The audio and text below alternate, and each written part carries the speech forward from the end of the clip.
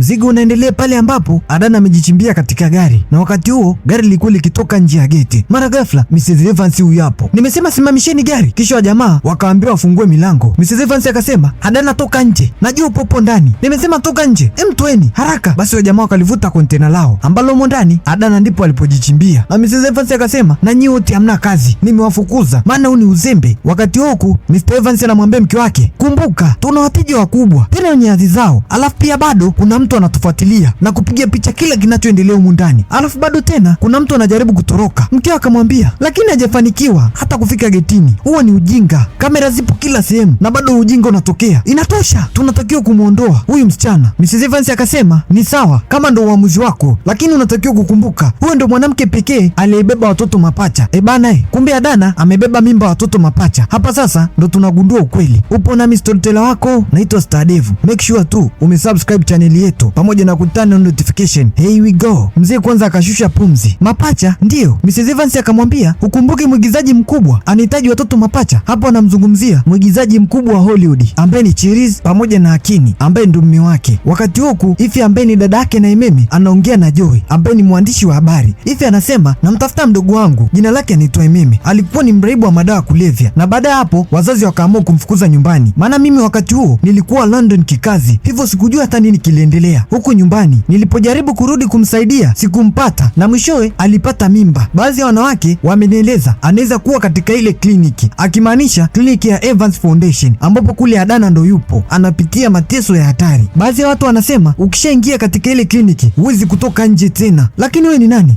Mimi naitwa Joy kutoka joytheworld.com. Hiyo ndo blog yake ya habari. Unamaanisha? Kisha Joy akamweleza kila kitu ambacho anakifanya. Kumbuka Ife ndo dada yake na Ememe, binti ambaye tulimuona kule The Evans Foundation. Baada ya kujifungua akapigwa sindano ya sumu na kuweza kuuawa, na kisha wajamaa wakabaki na mtoto wake. Sasa huku napo limeitishwa gwaride la wanawake wote katika hii kliniki. Kiufupi hawa wanawake wanaitwa meka, yaani kazi yao ni kubeba mimba na kuzaa. Basi mzee akasema, nimewapa kila kitu, chakula, dawa na sehemu nzuri ya kulala kuliko huko vichochoroni mlipotoka, na hivi ndivyo mnavyonilipa. Kumbukeni mpo hapa kwa ajili ya kitu kimoja tu, kutuzalia watoto, na sio hivyo. Mrs. Evans akasema, kulingana na kosa alilofanya Adana, baadhi yenu ambao sio wajawazito mtabeba adhabu yake. Kisha akachaguliwa mmoja wao anaitwa Dayo, na pia akaambiwa na rafiki yako pia ambaye ni Ebuna. Adana akawa anaomba msamaha, lakini hawajafanya chochote. Mama akasema, sheria ikivunjwa lazima mmoja wenu alipie, na wewe ndio umesababisha. Ebuna akalazwa chini na kupigwa mikanda ya kutosha ya mgongoni. Fungua macho yako na uone ulichokisababisha kwa wenzio. Unaweza ukadhani mimi ni mkatini, lakini najaribu kuokoa maisha yako. Kama ukiendelea kuwa mkaidi, wataendelea kukuadhibu pamoja wewe na marafiki zako. Mrs. Evans akamwambia Adana, na pindi utakapojifungua nitakuadhibu na wewe, akimaanisha hapo yeye hajaadhibiwa kwa sababu yeye ni mjamzito. Ndio maana hata waliochaguliwa kula kichapo ni wasichana wasio na ujauzito. Baadaye Adana ikabidi aombe msamaha, maana hakujua kama yale yote yangetokea kwa mtu yoyote ule. Aisha akamwambia, umeona ulichokifanya? Kama ukijaribu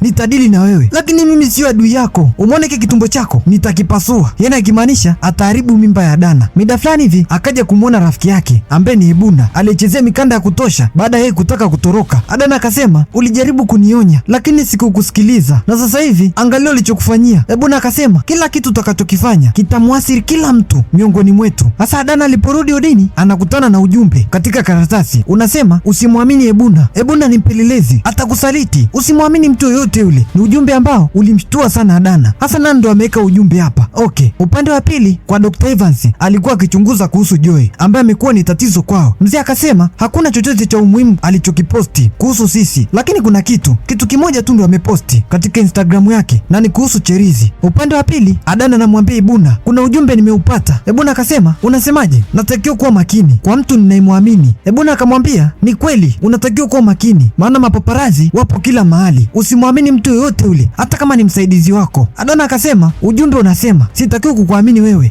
mimi ndio mtu pekee unatakiwa kuniamini. Upande wa pili Mr. Evans akiwa katika hafla fupi alikuwa amesimama akitoa shukrani namna gani jamii ilivyovutiwa na huduma yao. Kisha akamkaribisha Cherise. Cherise akasimama na kusema, nafikiri wengi wenu mnatambua jinsi gani nimekuwa nikipambana mimi na mume wangu kupata mtoto. Mimba yangu iliharibika, ndiyo, miaka 5. Chaombejo alisimama na kusema, si unaelewa ni paparazi, jambo ambalo kila mtu alishangaa. Cherise akasema, ndiyo, mimba 5 ziliharibika. Najua mnaelewa maumivu mwanamke anayopitia kupambania kitu kwa muda mrefu, hivyo napenda kuwatangazia nitakuwa ni kiongozi kuorodha michango yote itakayofanyika inayohusu Evans Foundation, na pia tutatoa ajira nyingi kwa vijana na washirika katika Evans Foundation. Hapo hapo akasimama Joey na kusema, Cherizi, hiyo ndio kazi pekee unaifanya katika Evans Foundation? Lakini akadakia na kusema, nafikiri alichokisema kinajitosheleza kama ungemsikiliza kwa makini. Kisha Mrs. Evans akasimama na kupotezea mada na kila mtu akatawanyika. Huku napo Adana anamuuliza Ebuna, alichokisema dokta ni cha kweli? Ndiyo, bado sijakuelewa, umewezaje kubeba ujauzito kwa miaka 6 yote hiyo? Yani Ebuna alikuwa anabeba mimba kila mwaka. Yani kiufupi, katika hii kliniki kwa sasa hivi ana miaka 6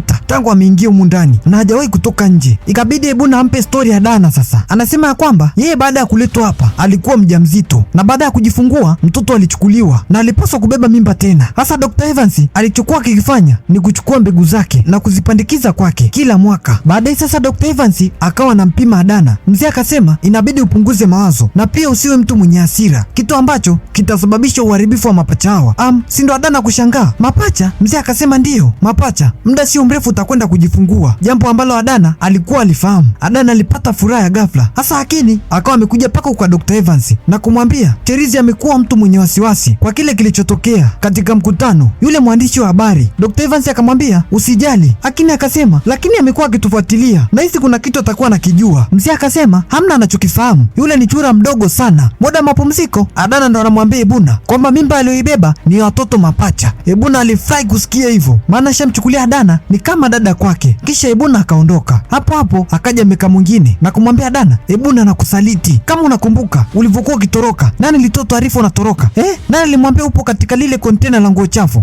Adana akamwambia wewe umejuaje? Mwenzie akamwambia wewe fikiria. Upande wa pili Dr. Evans ameleta picha ya Madam Joy ambaye ni mwandishi wa habari na kutoa oda afanye mbaya, yani wamshushe na kumuua kabisa. Wakati huku Ebuna ameitwa na Mrs. Evans. Mrs. Evans akawa analalamika na kusema, Ebuna, nimekupa kila kitu, nimekuwa nikikulinda, nimekufanya kama binti yangu na umekuwa ukikaa sehemu salama na elimu pia unapata, na hivi ndivyo unavyonilipa? Yani Mrs. Evans anamkubali sana Ebuna kuliko wengine wote humu ndani. Kisha akamwambia, niambie Ebuna, namna gani Adana amepanga kutoroka tena? Maana najua Ebuna ndio rafiki pekee wa Adana. Ebuna sio kulia tu. Sasa Ebuna akawa ametoka pale akaja paka huko alipo Adana na kumwambia tunatakiwa kutoroka leo usiku. Wakati huku Cherizi anamwambia mume wake anahitaji familia, yani kama mtoto. Mchizi akasema tumekuwa na ndoto kubwa ya kuwa mastaa na sasa hivi imetimia. Mama akasema umeanza tena. Cherizi akamuuliza vipi kuhusu wewe, hutaki kuitwa baba? Mwamba akasema nimejitoa sadaka, nimeacha shughuli zangu za kuuza madawa kulevya na wewe sasa hivi umefanikiwa kuwa star. Lakini Cherizi anachongangania ni swala lake la kuasili mtoto na sio kitu kingine. Huku napo Joy amekutana na dada yake na Ememe ambaye ni Ife. Wakati huku mpango wa Adana pamoja na Ebuna wa kutaka kuescape, yani kutoroka, ndio ulikuwa umeanza sasa. Sasa meka mmoja akawaona wakiwa wanataka kuondoka, aliwaomba sana watoroke wote, ikabidi tu Adana akubali. Kweli wakaanza kuwakwepa walinzi. Huku napo tunaona walinzi wamechoka kinoma, ni kulala tu. Huku Ebuna ndio mwongoza njia, maana yeye ndio kikongwe katika hii kliniki, lakini mwenzao uchungu ukazidi kumshika. Saa ngapi asitaki kupiga kelele, Ebuna akamwambia ukirudia tena na kuua. Asitaki kupiga wewe, Ebuna akamshikilia chini na kumzimisha. Ile Ebuna ni katili kiaina yake. Kisha akaendelea safari na Adana. Sasa walinzi wakamkuta ule mwenzao amelala chini na kuanza kumuuliza wewe ni nani? Ule mwenzao akasema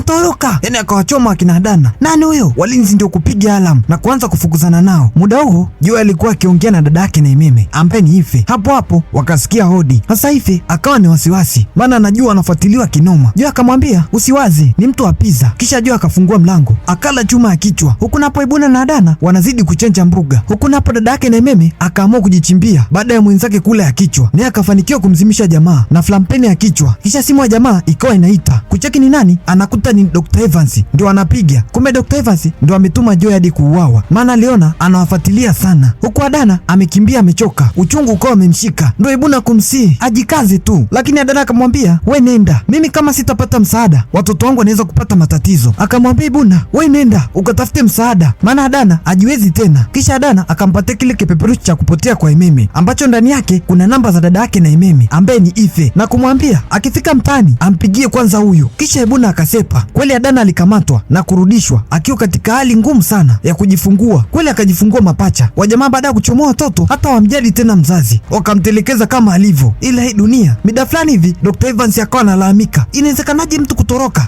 maana Ebuna alifanikiwa kutoroka. Dr. Evans akamwambia, nakupa oda, kama mtu akijaribu kutoroka tena mpige risasi. Hapo hapo akaingia Mrs. Evans akauliza, kuna habari zozote kuhusu Ebuna? Mume wake akasema, unategemea habari gani? Wewe ndio umekuwa ukimlea yule mtoto kama mwanao. Mrs. Evans akasema, lakini sio hivyo. Mzee akamchapa kibao. Mzee anachojali ni maokoto tu. Asubuhi mapema sana Ebuna baada ya kutoroka akawa amejilaza katika kibaraza cha mama mmoja. Saa ngapi asikutwe na kufukuzwa na kulitiwa noma, akawa elewi aende wapi. Wakati huko baada ya Adana kujifungua yananyonywa maziwa yake kwa ajili ya mwanae. Adana akasema, sijui kwa nini mnafanya hivi, inauma sana. Mrs. Evans akasema, watoto wanahitaji maziwa, lakini mimi sinipo hapa. Yana jamaa hawakuruhusu hata unyonyesha watoto wako, wanachukua maziwa kwa nguvu. Wakati huko Cherizi alikuwa akijiandaa kwa ajili ya hafla fupi ya Evans Foundation, maanaye amealikwa. Huko napo wenzake na Adana wakawa wanamuuliza, Ebuna yuko wapi? Adana akasema, Ebuna ametoroka. Kisha mmoja wao akamchapa kibao. Huyu anaitwa Dayo. Dayo akasema, kwa hiyo ataniadhibu tena kwa sababu umejaribu kutoroka. Sasa wakawa naimba slap slap, wakaanza kumpiga kibao mmoja baada ya mwingine. Adana akasema, mimi sio msaliti, huyu ndo msaliti, kama tukiwa pamoja tutafanikiwa. Lakini wenzake hawakutaka kabisa kumsikia. Muda huo Mrs. Evans anaangalia kila kitu kwenye CCTV kamera, jinsi Adana anavyochezea vibao na wenzake. Kesho yake hafla ya Evans Foundation ilikuwa ikiendelea. Wakati huo dada yake na Ememe akawa amefika na kuulizwa kadi.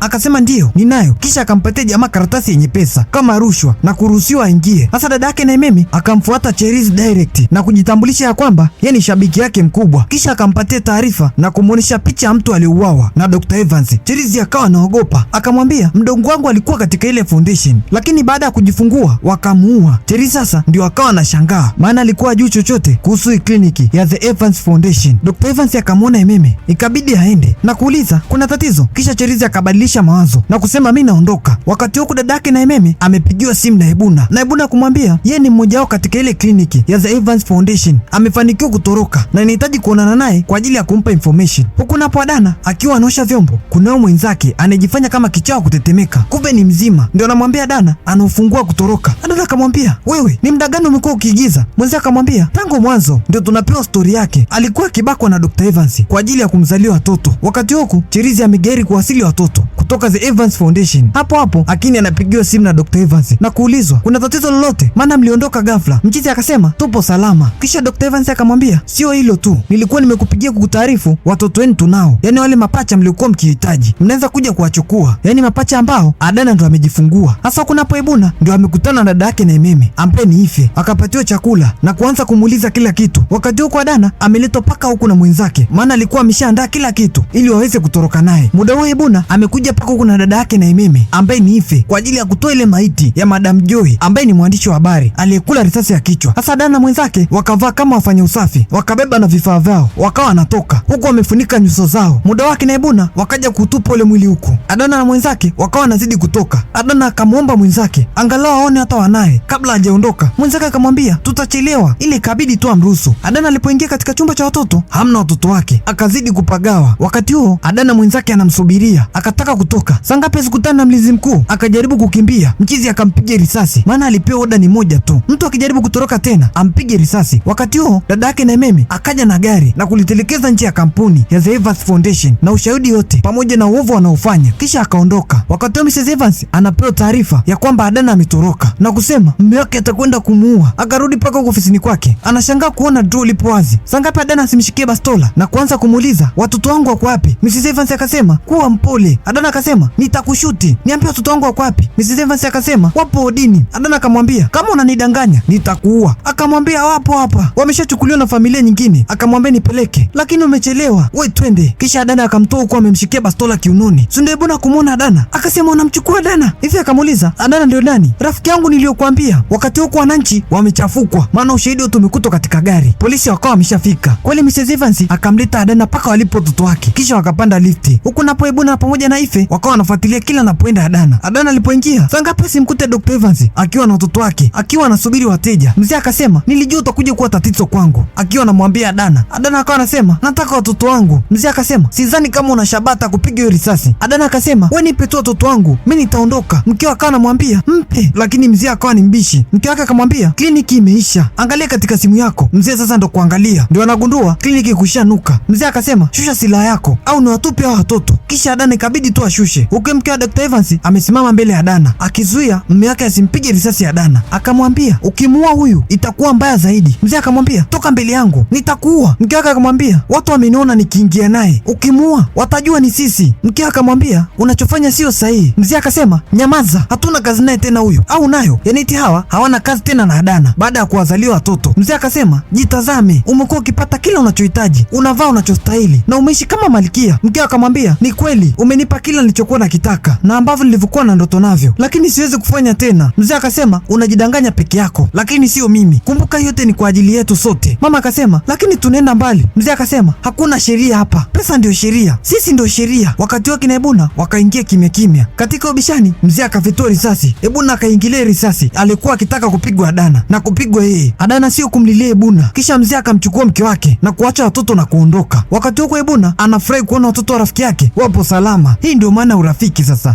Huko napo Cherizi alikuwa akiondoka kabisa katika nchi na kutokomea pamoja na mume wake. Wakati huku wale wasichana wote wamekuja kutolewa na mapolisi. Muda wa Dr. Evans amefika, akawa anaongea na polisi ambaye anafahamiana naye. Kisha wakaingia ndani. Polisi akamfuata na kumwambia achome ofisi yake na kisha akimbia na kuondoka. Inaonekana huyu ndo alikuwa mlarushi wake. Wakati huku mwili wa Ebuna umekuja kuchukuliwa. Wakati wa Dana akifurahi na watoto wake. Hasa Dr. Evans akawa anakusanya kila kitu kwa ajili ya kusepa. Mke wake akamwambia, subiri. Mzee akasema, nini tena? Mzee ana hasira za hatari. Mwanamke akamwambia, kuna kiasi cha pesa kiko kile ofisini kwangu. Mzee ndo anashangaa. Mwanamke akamwambia, nilihifadhi kwa ajili yetu. Mzee kabidi azirudie, maana si unaolea nguvu ya pesa. Mara ghafla mke wake akafunga ule mlango alioingia jamaa na kuanza kumwaga mafuta ya petroli. Anataka amchomee jamaa ndani, yani mme wake, maanaye ameshachoka. Mzee akawa anaita tu msaada, lakini wapi, tunauona moto ukiwa unawaka. Na hapa ndio inakuwa mwisho na mwanzo wa season ya kwanza ya huu mzigo. Tuisubiri season ya pili tujue Dr. Evans atakuwa amekufa kweli au la. Mimi sina neno. Hakikisha tu umeacha komenti yako hapo chini.